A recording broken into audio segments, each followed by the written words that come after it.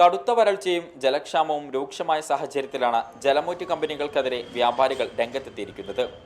കേരളത്തിലെ 7 ലക്ഷം വ്യാപാരികളാണ് Coca Cola Pepsi വിൽപ്പന അവസാനിപ്പിക്കുന്നത്.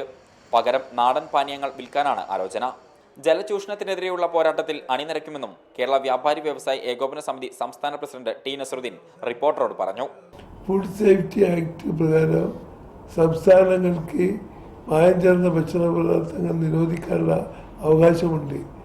ആ അവകാശം ഉപയോഗപ്പെടുത്തി കൊക്കക്കോലയും പെപ്സിയും ഉൽപ്പന്നങ്ങൾ നിരോധിക്കണമെന്നതാണ് ഞങ്ങളുടെ ആവശ്യം. ഗവൺമെൻറ് അത് തുനിഞ്ഞാൽ കുറെ കൂടി ഈസി ആയിട്ട് ഈ കുത്തകയെ നമുക്ക് അട്ടിപ്പായിക്കാൻ കഴിയും. ഈ മാസം 1 മുതലാണ് തമിഴ്നാട്ടിൽ കോള, പെപ്സി ഉൾപ്പെടെയുള്ള പാനീയങ്ങളുടെ വിൽപ്പന പൂർണ്ണമായും അവസാനിപ്പിച്ചത്. തമിഴ്നാട് വ്യാപാരി സംഘടനകളുടെ നിലപാടിനെ കയ്യടികളോടെയാണ് ജനം വരവേറ്റത്. പിന്നാലെയാണ് കേരളത്തിലും ഇവയുടെ വിൽപ്പന അവസാനിപ്പിക്കുന്നത്. ഇന്ത്യയിലെ സോഫ്റ്റ് ഡ്രിങ്ക് വിപണിയിൽ 80% പെപ്സി, കൊക്കക്കോളയുമാണ് കൈയടക്കി വെച്ചിരിക്കുന്നത്. കഴിഞ്ഞ സാമ്പത്തിക വർഷം തങ്ങളുടെ സോഫ്റ്റ് ഡ്രിങ്ക് വിൽപ്പന 4% ഇടിഞ്ഞതായി 2016 ഒക്ടോബറിൽ കൊക്കക്കോള പറഞ്ഞിരുന്നു.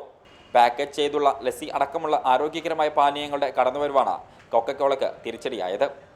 ഷഹദ് റഹ്മാൻ, റിപ്പോർട്ടർ, കോഴിക്കോട്.